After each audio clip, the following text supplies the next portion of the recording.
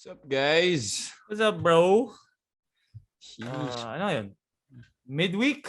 Midweek, bro. Midweek. Hump Day Wednesday. Wednesday. Meaning, it's PBA opening day. Yes, sir. PBA opening, man. Exciting. But, first, sasabihin ko lang ulit to. Grabe yung Facebook group na yun. Grabe. Sa mga nagtatanong kung paano sumali, you just add it up. Ano tawag dito? Shoot First Community on Facebook. Bawal ang hindi sasagot dun sa tanong. Bawal ang fake accounts. Kasi may mga fake accounts na nakulusot yesterday and you already know what that means. Once you see a fake account, you already know that's just pure hate. Kasi hindi mo kaya humarap di ba? So may mga na-kick daw last night by according to the moderators na mga nakalusot na fake accounts. So bawal fake accounts, guys. Like, come on, man. The group is full of positivity, brother. Sobra. It is overflowing with just pure hoops, pare. Like yung mga questions, so parang in fairness, intriguing. Minsan nga hindi ako sumasagot, pero like, napaisip ako doon sa tanong na parang, sa sobrang dami kasi ng interesting topics, hindi mo na alam kung saan ka mag-chime in. Gaganon ka lang. As in, swipe ka lang. Ang dami mong topic na makikita. Pwede ka mag-comment. Dami mong makikilala siguro for sure. Di ba? So, hopefully y'all can join. Okay, let me check kung ilan na ang members. 844. Pare 300 lang yan kahapon. So, we'll probably hit 1,000 today. After this episode, sa mga nanonood, sa mga nakikinig, please add ninyo because, man, if you just love hoops talk, and if you love talking to people whom yun din ang hilig, tapos assured kayo na walang magiging toxic, walang magiging disrespectful, that's the best kind of conversations. Definitely. Kumbaga parang mga kaibigan mo lang kakwentuhan. So again, don't forget to add shoot first ano yun? Hindi sa amin yun. Shoot first community and then pag-uusapan. Sali kayo doon and then, man, go crazy with the topics and the discussions. Okay. Medyo matagal din pala na parang feeling ko kasi kapon di tayo nag-record. Hindi. Oo nga pala. Okay, go. Okay lang yan. Alright, updates tayo. First up, ex-Letran Knight, si De Villa has decided to play for the Eastern Long Lions in the Hong Kong A1 League. Eastern Long Lions. Sino bro? Si Joshua De Villa from the Letran Knights. Sino yun, brother? Hindi actually siya masyadong nagamit. Well, I was reading the article. Hindi siya masyadong nagamit when he was with Letran. Whoa, damn, I don't remember this guy. Ito ba yung matangkad? Okay, so the photo that I'm seeing is a photo of Bong Quinto. So, obviously, kinover ko to. For sure. He wasn't that... kasi brother, yung Letran, ito yung panahon ata ni Soliano, Muyang, Amboho, tuloy-tuloy yung mga, sentro, loaded diba? Sila sa bigs. Kaya hindi nagamit. Okay, so he's signing with Hong Kong. Kasi citizen siya ng both Hong Kong and the Philippines. So local. Local siya. Parang si Matt Aquino sa Japan. Totoo. Okay, sige. 1 year lang siya naglaro sa NCAA. Ay, yun naman pala. That's why maybe I don't remember. Yep, but that's great, man. That's another OFW. But he also played in the MPBL. He played for Manila and Pasay. Really? That's my bad, man. Especially because technically I covered him, obviously. Diba, sa NC. Baka nga na sapawan lang ng mga ibang bigs. But that's great. That's another OFW right there. Yep. Diba? So hopefully we can celebrate him too. Apparently, he transferred from LaSalle to Letran. Naglasal muna to. As in DLSU. Siguro kasama siya dun sa mga surplus of talent ng LaSalle na hindi na nagamit. Normal naman yun sa sobrang daming gusto maglasal. But yeah, that's great, man. And I've covered the Eastern Long Lions sa ABL. Yeah, dyan ang galing. Malakas yung team na yan actually nung panahon na yun, which means may pera sila. Which means okay. Okay mo talaga sa Hong Kong, pare. Sarap-sarap. Pare. Diba? Like that's like the ultimate vacation spot. Oh yeah, definitely. Ultimate vacation spot. Sarap maglakad-lakad lang dun. Sobra. All right. Congratulations, brother De Villa. Justin De Villa. Just All right, Joshua De Villa. Joshua pala, Joshua. Okay. All right, next up. So, for Blackwater, they will be missing the services of two of their players, but one, David Semerad will be out of this conference with a patellar tendon injury. Kelly Nabong, meanwhile, had bone spurs removed in his feet, so he will be available for Blackwater mga early to mid-January pa. Damn. So that will be a dent in the front court of Blackwater. Oh, for sure. Especially Kelly. Kelly Nabong was a great man. Like Kelly Nabong put on a show. If you really watch the last bubble, yung talagang he really showed us what he could do. Again, he was unsigned. He was a free agent. No one wanted him. Blackwater took a chance on him because he had that reputation. But man, one of the most skillful bigs. Alam natin yan, Kelly Nabong. Of course, we're gonna say good things about Kelly Nabong because Kelly might be listening and we don't want to get on the bad side. I'm just Kel, sa kung nakikinig ka man. I love you, man. Okay. He's just overshadowed by Yun kasi role niya nun. Yun yung role niya. Bruiser kasi siya. Pero pagdating ng Blackwater. Oo, pare. If I'm not mistaken, was he averaging mga close to 10 points per game? Parang siya nga yung top scorer ng Blackwater. Kung hindi siya si Simon, silang dalawa. Silang dalawa. Diba? So now with Kelly Nabong, it will hurt of course.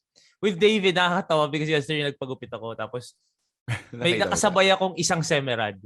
Hindi, may nakasabay akong isang Semerad. Alam mo, I still can't tell from the both of them. Pare. Tapos pare, face mask pa, di ba? So pagpasok ko, gano'n, nakausap ko yung barber ko, nag-CR muna ako. Yung CR, dadaanan mo lahat ng upuan.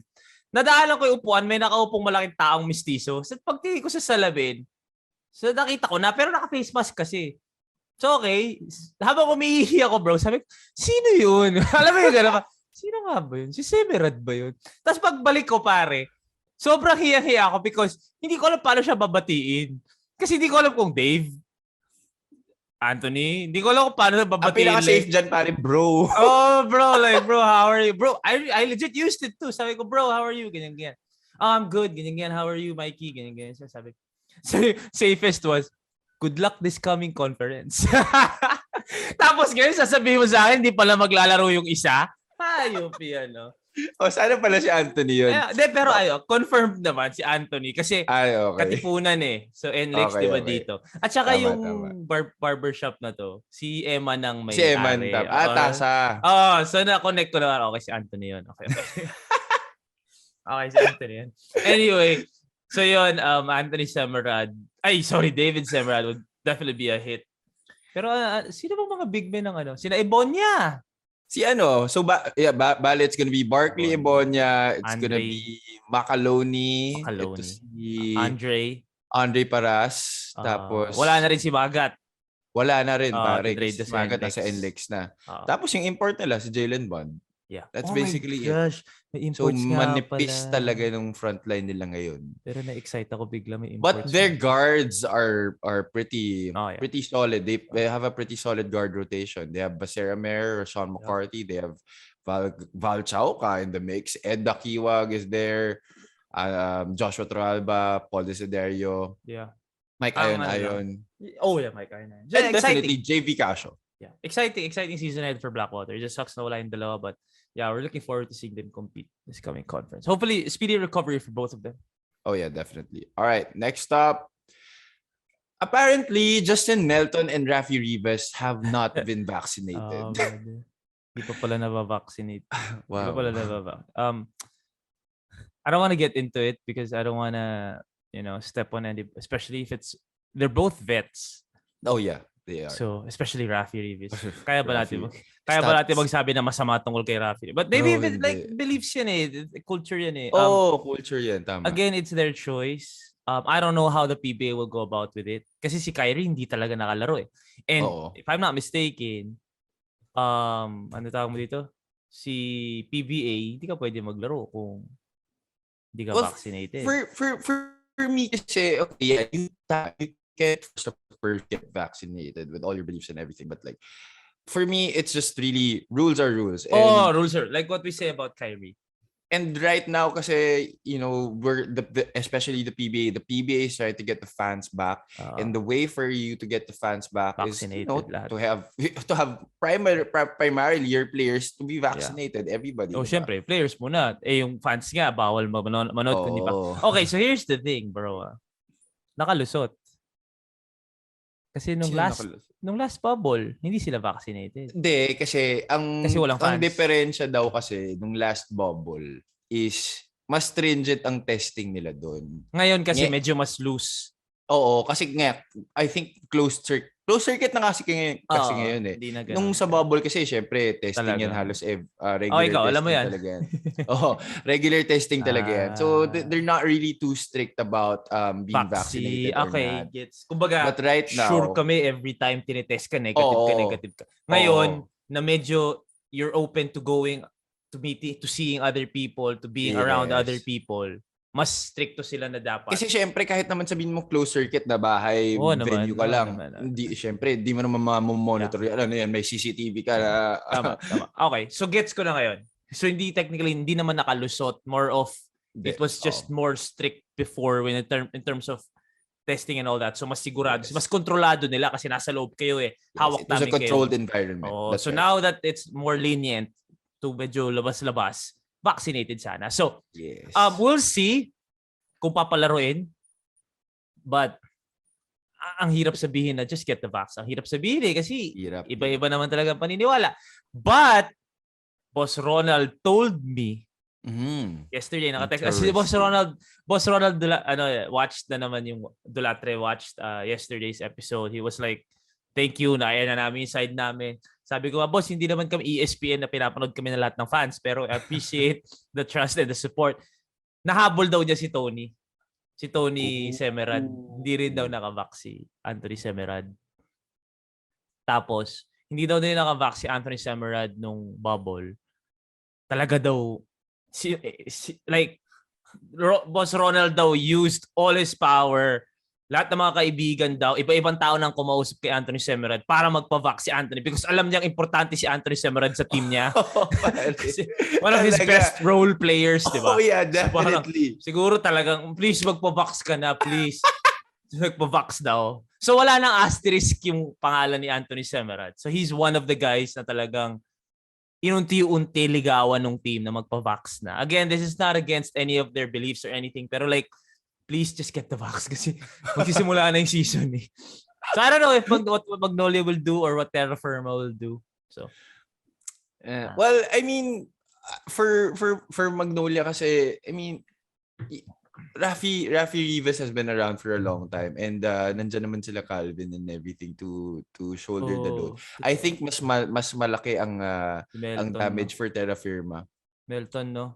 Siyempre, excited ka makakuha si Melton. Diba? Like, we always talk about the depth of that team. Yeah. We're not saying hindi importante si Kuya Rafi sa Magnolia. Pero like, if you look at it, sino mas lang. Kumbaga, si Kuya Rafi. Who weighs more? Si Kuya Rafi nandun na sa point na hindi mo na kukontra yun eh. Statwa na eh. Statwa na yun. Parang na siya si Udonis Haslim sa Miami. Parang statwa na yan. Parang, sige, diba?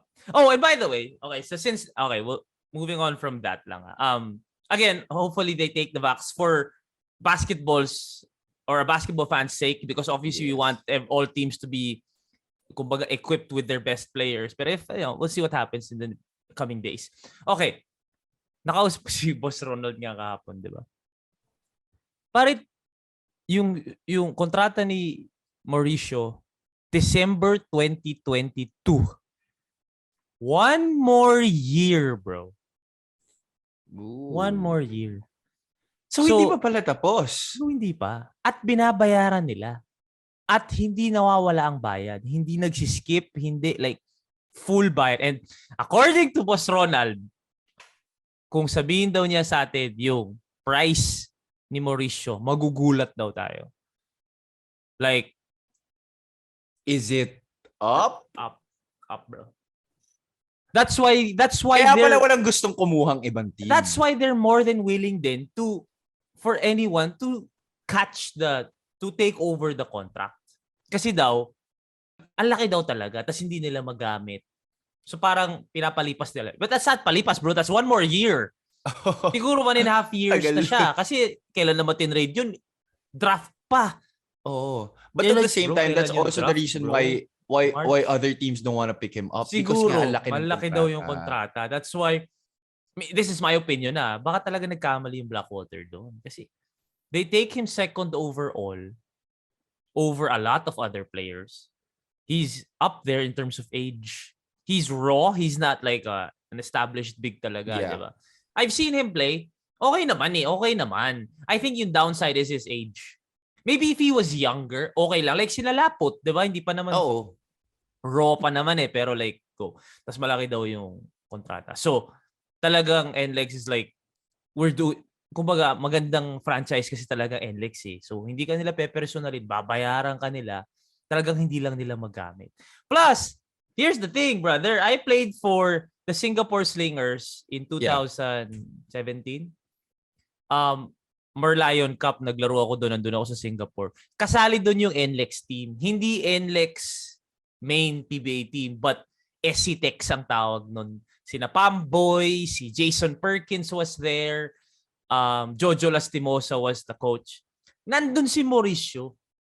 He played for Oo, SC. pinaalala lang sa akin. Sabi ko, oo nga, nandun. Nandun? Sina Uping Sumalinog, sina Villarias, ganyan-ganyan. So, nakita-kita kami doon sa Singapore. Kamusta naman yung performance niya doon? Alam na nila.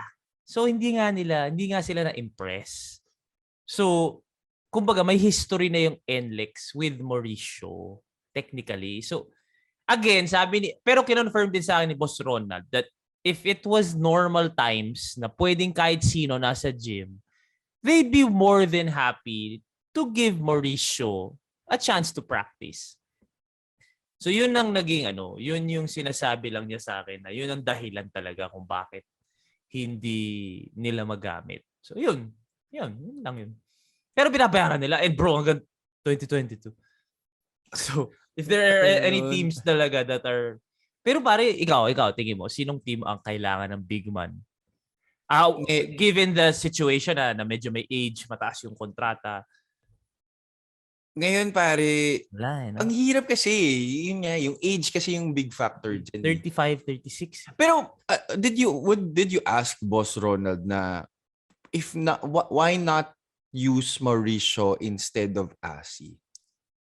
Mas, kumbaga, ang explanation, I didn't ask but this is for me You're technically gonna use Asi for 5-6 minutes. Kasi nabasa ko yung article yung quote from Coach Yeng that if Asi could give us a great 5 minutes, 6 minutes stretch per game, okay na ako. Ang laki na natulong ni Asi. So yun yung minutes na bibigay ni Coach Yeng kay Asi. Now, if you give a big man 5 or 6 minutes lang, 5 or 6 minutes, ito ka na sa darak. Actually, yeah. Kasi diba, like if you're gonna give long minutes, if the role is gonna be long minutes, then maybe you can go younger, Mauricio. But if you're just gonna give 5 to 6 minutes na leadership, veterano, you can dump the ball down low, get maybe, pare makapag 4 points, 3 rebounds lang si Asi dun sa 6 minutes na yon. Malaki na yon So, siguro the role then na kailangan nila for that big na 6 minutes, 5 minutes lang, baka nga mag-aasi ka na rin. Di ba? You get what I'm saying? Yeah. Sabagay. So, kasi tried and tested na rin Oo, kung 6 minutes lang You know what Asi can give you even at 48 pare, years number old. 1, you know what Asi can give you. She's 48 years old. Pare, number 1, you know what Asi can give you. Number 2, aminin man natin o hindi, farewell season tour. To. Okay, farewell season. Farewell tour. Number 3, it'll attract attention. Fans. 'Di ba? Fans. Kasi kahit ako, pare, Asi taulava, bro. So, para on and off the court, mas panalo ka kung Asi ang gagamitin mo. Tama. Tsaka pare, I'm sure mas malaki kontrata ni Asi. Okay. Kay Mauricio. So gamitin ko na. Gamitin ko na. Gamitin ko na, di ba? Pinabayaran ko si Asi. Gamitin ko na. So, yeah. But I'm looking at the lineups right now. I'm thinking that Phoenix could use him. Sino ba? Justin, Muyang, Perkins, Simon Camacho. At kaso pa, ako honestly pare, kasi never ko pa talaga nakikita maglaro yan sa Mauricio. Anong style niya? Anong style? Oh, parang bruiser ba siya? Parang Like, Kelly tinira on the Nabong floor. na mas Na kaya mas raw. Kelly, oo, Kelly is yung skills ni Kelly, ano eh. Pero Oo. like, when I say Kelly lang, parang malaki, he can set picks, he can roll to the basket. Yung sa ilalim niya is not really sure ball, pero not bad naman. So, Decent. decent naman. I think it's really the age. Yeah, I think It's really the age. that's really the big issue. And maybe Kasi, parang napasama pa nga siguro yung malaking kontrata. oo, pare. Kasi, Kasi kung yun nga magbabayad ka eh. lang din ng malaking kontrata, Oo, doon ka na sa bata, di ba? naisip ko I nga mean, doon I ka na don't sa think bata. it takes a genius Oo, to eh. know So, that. again, it's nothing personal coming from NLEX. Like, masyadong professional si Coach Yeng. Oo Again, mali naman. kami doon sa theory na masyadong professional yung franchise ng NLEX, si Boss Ronald, di ba? So, it's nothing personal. Talagang it's a basketball It's just decision. basketball. If it was personal, hindi nila binayaran. Oo. Malamang Diba? sa malamang. Pero bayad eh. At walang balak mawala yung bayad hanggang matapos yung kontrata. So that's still professionalism coming from NLEX. So yun, ang hirap lang. Wala ako maiisip na team na I mean, if we're talking about a solid Vic Manuel type big man, then all the teams would need him. Oo. But we're talking about a raw, baka parang Tsaka kasi ngayon, ang hirap ngayon, import spiced conference oo, ka. so mas hindi mo pa kailangan ng big So kasi mas big yung ano. there is one spot that is already reserved for the import. So, You know what, diba? brother? Mas raw pa siya kay Andre. Paras? That's what parang feeling ko lang. Damn, Feeling ko bro. lang. Andre, yun na nga eh. So I'd rather have an Andre. I can't Oo, kasi si blame Andre Blackwater madedevelop din. ma eh. Oo eh. So yeah, yun lang naman. Nakakatuwa. I Sheesh. always Alright. fun to talk to. And sinabi ni Boss Ronald na parang anytime you guys need anything, let me know. Galing ng ginagawa niyo. Sobrang great support coming from Boss Ronald. Okay. I can't believe we're that big a deal already. I know, right? Alright, next up. Mark Caguioa will be back in the Ginebra lineup after being absent in the last Philippine Cup. So, would you think this is his farewell tour as well? Brother, ayoko nang mag-assume kasi ilang taon na natin iniisip yun eh, pero hindi talaga. Grabe talaga. Like, and this is not even a shot at Mark Caguioa. Like, to the people who are hating on Mark Caguioa, like, understand what Mark Caguioa has done not only for Ginebra, for the PBA. For the PBA and for the whole of Philippine basketball. For a good 5-6 year stretch, he was the most popular hooper in the country. Bro, kahit saan ka pumunta, may makikita kang Ginebra jersey. Case in point, nung nasa Boracay ako, yung tour guide namin, nakakagiwa jersey. So that is just how much a big impact Mark Caguioa has made on Philippine basketball. So everything that he is getting, like yung binabayad sa kanya ngayon, I don't care if it's a vet minimum, I don't care if it's Mark Caguioa minimum. Obviously, it's not the type of contract na yun yung kontrata niya nung prime niya. Obviously, hindi. But malaki pa din yan, I'm sure. Oh, sabi, si JJ Helterbrand, naging teammate ko, tinanong ko about it. JJ Helterbrand to bro Tinanong ko about it na parang Mark Caguioa ba't di pa nagre-retire? Sabi lang sa akin ni JJ, if you're getting offered that big of money, like that kind of money, would you retire? Yun yung tinanong niya sa akin. Sabi ko, sa bagay. Sabi ni JJ parang, all he needs to do is practice. He doesn't even need to practice. He just needs to show up. Can you imagine like a Mark Caguioa showing up? Yun pa lang, may effect na yun sa team eh. Tapos pare like, pag games, papasok siya for a while, pero he's there to really motivate, be a figure, di ba? So, tinanong niya ako diretso, like, if you were getting paid that big, or would you really, like, and sabi niya, and I know Mark, I know Mark. Mark's not gonna say no, or Mark's not gonna say yes to little money. Alam niya that alam ni Mark ano yung worth niya. Kahit nakaupo. Naman. So sabi niya, for Mark to not retire, he's assuming malaki pa din ang bigay sa kanya. So, guys, hindi yung kontrata ni Mark Caguioa yung rason kung bakit hindi sila makakuha ng iba. Kasi, hindi naman nauubusan ng pera ang SMC.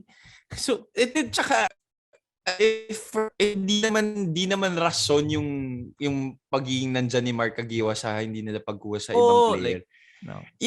When you look at the Ginebra roster, kompleto pa yan eh. Kompleto pa. It's just that they were just troubled by injuries talaga last conference. Okay. We will have a Ginebra episode one of these days. Because I've always wanted to talk about Ginebra. Because so many people have been asking me about Ginebra. I got to talk to a Ginebra 3x3 player yesterday. Nasa gym kami. Ang tagal namin nag-usap, bro. Siguro 30 minutes kami nag-usap sa gym. Hindi ko na lang papangalanan. Pero 4 lang naman sila. So one of the 4. Parang alam ko na nga kung sino. Alam mo na yan. Nandito tayo sa Katipunan eh. Anyway, ito na lang masasabi ko. Bago natin, we'll have a more in-depth talk. Since it's Coach Tim Cone, it's blasphemous if you disagree. It's Coach Tim Cone. Kumbaga, parang you can't see yourself saying something against Coach Tim and what he thinks of the game. Kasi parang, sino ka para mag-disagree sa winningest coach in PBA history, di ba? But I will say this. If it wasn't Coach Tim Cone and it's a blank coach, like kunyari, a regular coach, tas ito yung nangyayari sa Ginebra, it would be different. People would say something. Tanggal na yan. Tingin mo? Oo. Pero pare nag-champion sila 2 years ago. Oo, pero okay, you know naman how big a pressure the brass of naman. SMC has, especially on Ginebra. Especially with the entry of coach of Christian. Oo. And people were expecting them to go back to back because nakuha mo si Christian Standhardinger. So, can you imagine if this was a regular coach, how people would be like, tanggal. The way people are like with Coach Leo, na kada natatalo yung San Miguel, tanggalin niya si Coach Leo, tanggalin niya si Coach Leo. Which by the way, that's pure disrespect because Coach Leo is one of the best. Pero, tingin mo, hindi naman masyado nagagawa yun kay Coach Tim kasi Coach Tim yun eh. Okay, again, we'll have a more in-depth episode about this. Pero kumbaga, ang masasabi ko lang quickly, there needs to be, if not tanggalin si Coach Tim, maybe medyo tweak na niya yung system. The system. Parang medyo ang hirap pagsalita against Coach Tim, pare. Pero, hindi ba medyo outdated? Actually, pare, meron nga nagsasabi dun Madami nagsasabi. Madami nagsasabi. Bakit di na lang run and gun? Actually, yun ang pinag-uusap. Yun din ang naiisip ko. Again, ang hirap lang mag-disagree kay Coach Tim because again, Coach Tim has proven himself. Okay, but this is for me, the triangle offense, whether it be Coach Tim, kahit si Phil Jackson pa, hindi na eh. Hindi na eh. It's not that effective anymore against the system of Coach Chot. I feel like medyo tweak lang ng konti. Hindi naman siguro tanggalin si Coach Tim, pero tweak it to a point na kaya mo na makipag-compete dun sa mga bata. Kasi pare, pag binilisan mo lang yung laro, hindi na makakapag-triangle eh. Oo nga, exactly. So, well, this is crazy topic kasi Coach Tim. I think this is a topic for another episode. Medyo mas in-depth tayo. Para medyo mas marami. Para lang yung 30-minute episode natin, 20 minutes doon, disclaimers. Kasi pare, Coach Tim and Ginebra to eh. So magdi-disclaimer kami ng 20 minutes bago kami magsimula. Tsaka marami akong masabi doon kasi as a player who played with the triangle. Triangle, di ba? Ako pare, I was never, siguro that time, pero ako personally, hindi kasi ako matriangle eh. Hindi ako mahilig it's too, deliberate eh. It's too easy to read. It's not kasi rin a Pinoy style of basketball. It's not Pinoy style. That's why a lot of people are really like, bakit yan? Pero don't get us wrong. That worked. That system gave Coach Tim. Ilan championship ni Coach Tim? 17? 17 na. Diba? 17 championships. Basta he's the winningest coach. He's the winningest coach. History. The triangle is definitely worked his whole PBA career. We're talking about in the future. Now gusto pa mag-champion ng Ginebra moving forward, especially nagpapalakas lahat ng teams, yun yung medyo baka kailangan i-tweak. Kasi we're looking for Coach Tim's 18th championship. Yep. this isn't his, yung 17 na nagawa na niya, gumana yung triangle. For him to get 18th, would the triangle really work? That's the question. Again, we're not disregarding yung nagawa na ni Coach Tim because no one could say shit about that. We're talking about to get his 18th championship, baka kailangan ng tweak ng konti. Okay, Tama. next. Sorry. All right, anyway, moving on from that. We will have an in-depth episode about that. Don't worry about that, guys. Medyo marami kami masabi about that. Yup, sobra. Okay. All right, last update. Former LaSalle archer Enzo Serrano plans to put his name in the next PBA draft. He won the finals MVP for the Pampanga Delta in the recently concluded National Basketball League. Yeah. I mean, I'm not surprised. Hindi na siya pwede mag-UAP. Mm-hmm. So might as well just enter the pros. Do you think he's ready, Mikey? For me, pare, he had a lot of potential and I was looking forward to him playing 3 more years in LaSalle. He won MVP, finals MVP. I saw the highlights. Galing. But I'd be mawawala yung credibility ko if I said the NBL was the best competition right now. But he will join the MPBL. Yes, he will. Doon makikita natin. He will be playing for Basilan. And he will enter that tournament with so much confidence. Oo. The question is, will he have the same green light? Because Basilan is a strong team, alam mo yan. It's a very loaded team. Oo, so will he get the same? And Coach Jerson doesn't just give a green light to just anybody, especially kung bata ka. Oo, especially ang dami niyang veterano doon. So makikita natin yan. He will go back to hindi naman a role player's role. A supporting role. Hindi na siya yung muka. Like the way he was with LaSalle. Supporting role siya dun. Hindi naman siya yung muka dun, di ba? So now, moving forward, makikita natin. It's too, parang for me, it's too early to say if he's PBA material. Kasi, let's face it, kung hindi siya nag-finals MVP, itong NBL, hindi siya magpapadraft pa. He wasn't, even he admits it naman, nung huli ko siya nakausap na interview na hindi pa successful yung college career niya. Hindi talaga. Kasi ang dami niyang pang 3 dami pa niyang, at saka dami pa niyang kailangan ipakita. Kasi parang inconsistent pa siya eh. Mm-hmm. So now that the NBL happened, okay, nag-MVP siya. Good for him. He deserves it. But not enough yet. Pero then, hindi mo naman pwedeng sabihin huwag ka magpa-draft kasi ano pa ba gagawin niya? Okay nga. Di ba? Kasi bawal ka na mag-UAP. So, pa-draft ka na. If ever naman hindi siya ma-pick, baba lang ulit siya. Tapos pakita siya hanggang parang Simon Camacho.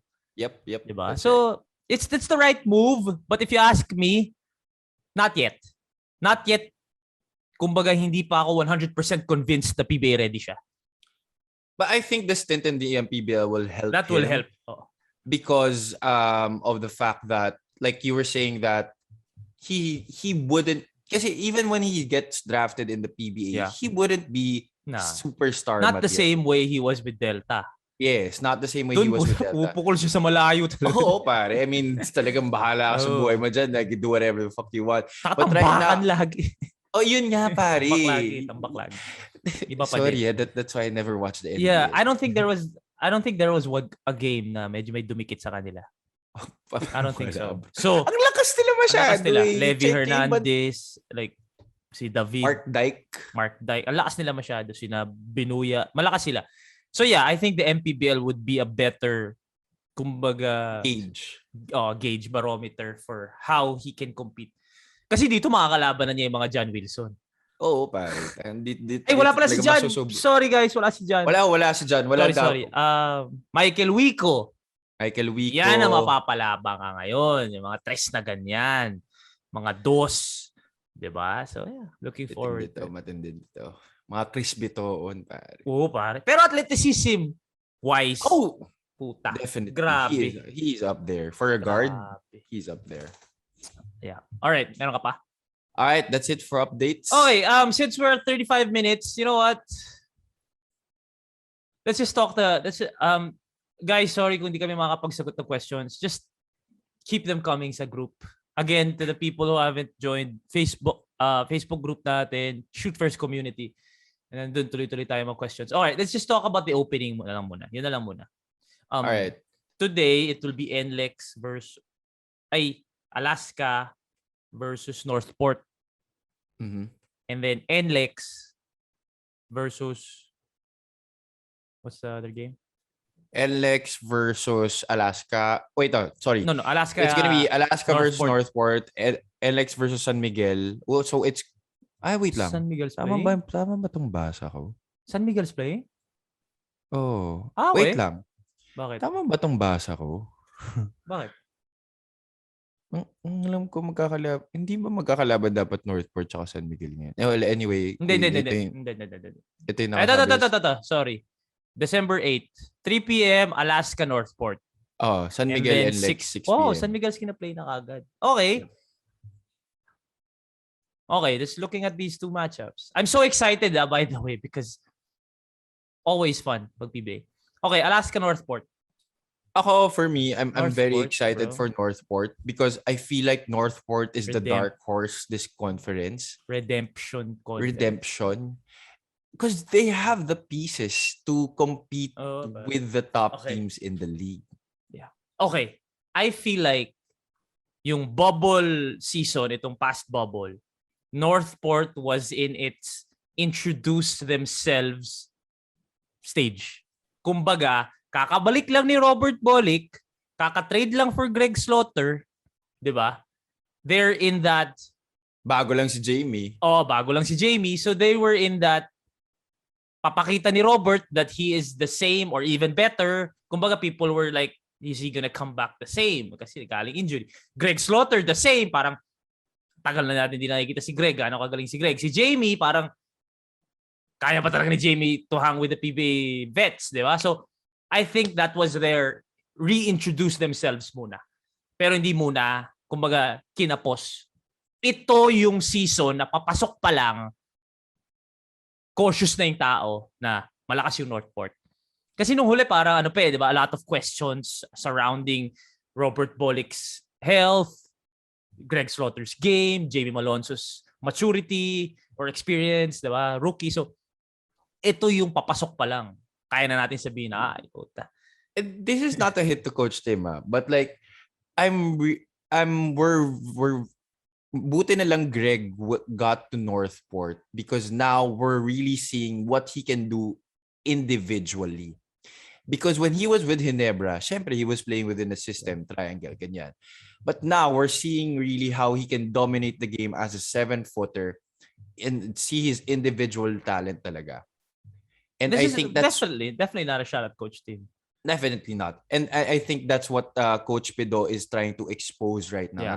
Pinapakita na Greg Slaughter, puta, 7-footer, kaya niya mag-dominate ng game. Tsaka guys, Coach Pido and Coach Tim are totally the opposites. Coach Pido is more of a go. And then Coach Tim is more of structured. Yes. Now, this is obviously, lineup sa lineup, mas malakas yung sa Ginebra. Diba? Obviously, when you talk about Coach Tim and Coach Pido, diba, no shot. I love Coach Pido, pero wala pa sa naabot ni Coach Tim. Oo naman. But think about it. Nung si Christian nasa Northport, superstar, MVP numbers. Si Greg Slaughter nasa Northport ngayon, MVP numbers. So minsan, gumagana din talaga yung let them go. Kasi mga PBA na to magagaling na lahat to So, again, this is not a shot at Coach Tim, but moving forward, think about it lang. So, I don't think it's I think there's a lot of people naman who are saying na sumama pa yung Christian Standhardinger trade for Ginebra. But, guys, alam naman natin magaling si Christian. Oo. Feeling ko hindi lang talaga tumugma dun sa sistema. Hindi talaga. Pero nung nasa Northport si Christian, di ba sobrang wild? Pari naman, halos 30 parati. Oo, bro. As in 2020, 2015, ganun, di ba? So, again, system yan So, tignan natin kung paano mag-adjust si Coach Tim doon or if mag-a-adjust siya. Kasi, parang feeling ko, pare, if he adjusts now, that will be like, iba yung humility ni Coach Tim. Na after 17 championships, syempre, titignan mo yung nag-champion Di ba you will always look at the champion team and say, how will we beat that team? So ngayon sa NBA, people are like looking at the Bucks na, Kaya nung nagcha-champion yung Warriors, para natin tatalunin yung Warriors, kailangan ganito na yung sistema natin, adjust tayo lahat, copycat league. Ganon din ngayon. Paano mo tatalunin yung token text? Takbuhan. 'Di ba? So, we'll see. Beat them at their own game. Oo, kasi at saka na-try mo na tinalo ka na nung playoffs eh. Oh. So, tingnan natin. Alright, so, okay, sorry, lumayo na naman kami. But yeah, Northport, Alaska, Northport coming into this conference, this is legit. So, watch out for Northport. Oo, pare, watch out. For Alaska naman, Alaska's kind of on a rebuilding phase, I would say. Yeah.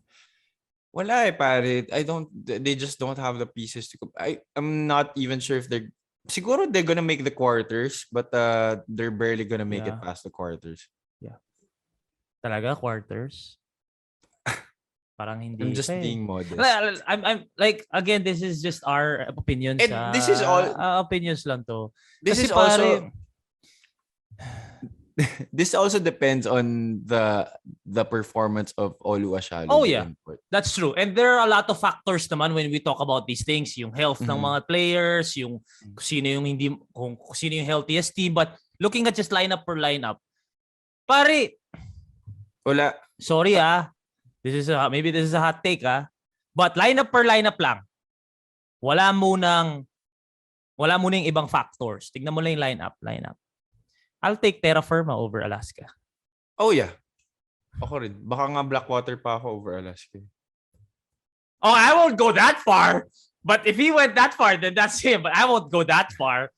Paano naman? Seryoso ka ba? Blackwater? Di naman, bro. Alaska, bro. Mabahan Misi. Sino mga Alaska boys? Geronteng. Tarater, Erndon, Rakal. Hindi naman siguro bossings. I think nahuhuli pa rin yung bossings. But definitely Terra Firma. Terra Firma, definitely. Walang Alex no kapag doubt about it. Level yung Alaska. Wala. Wami also can compete with the best of them sa Alaska. Oh, yeah. Yung bigs ng Terra Firma, solid bigs. Pare, the bigs of Terra Firma, di ba? So, pare yung gabay ni Revelation. Gabay ni Kamson. Diba? So, yeah.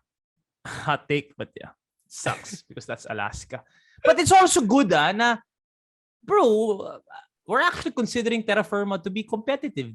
Usually, pagdating ng season, Blackwater, Terra Firma, farm teams, wala naman yung gagawin. Exactly, pare. As I said in one of our previous episodes, I'm very excited for this conference because it's more balanced out. Ako rin. The lineups, you can see, there's no clear-cut champion talaga. Oh, wala. And parang, yun nga, yung mga so-called farm teams, hindi naman basura yung mga lineup nila. No, okay. Walang sure champion. Pero more or less, alam natin yung Final Four. Kasi syempre yung mga big teams pa rin yan eh. Pero sa season, competitive. Yes. Pero alam naman natin na sa dulo, token text. Oo. Hindi mo makikita na during, kunwari, it's gonna be Blackwater versus San Miguel. Hindi mo masasabi. Sabi mo na sure win agad yung San Miguel. Pero in the end, after everything, after the elimination round, alam natin na yung, syempre, token text, Magnolia, SMB, yan pa din yung mga nandun sa dulo. Pero it's gonna take a while for the small market teams to be able to catch up. To really catch up with them at the top during but the playoffs. at least nagsa-start. Yeah, but gotta start somewhere. It's in the process is starting. Yeah. All right. Okay, fast lang. NLEX San Miguel. I'm excited for San Miguel, bro. This is a different San Miguel team. No Alex, no Arwin. So only 3 are left dun sa Death 5 nila. Vic Manuel, I'm excited to see in a San Miguel uniform. Sino yung isa? Simon Enciso also. Diba? So, yeah. NLEX. Totally different. NLEX parang wala masyadong movements, no? Wala. But they had Marion Magat, if I'm not mistaken. Marion Magat. But they kept the core.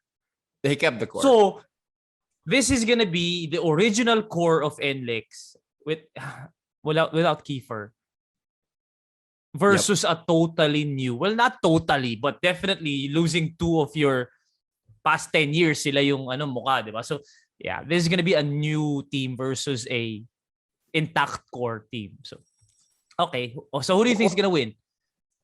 Ay, sige, go. May tuloy ka pa sa... What I see here with NLEX, pare, they have a very loaded weighing line. Yeah, Alvarilla, Kenneth Ighalo, Calvin Oftana, Bonga Lanza, Anthony Semrad, Jericho Cruz. Solid yan.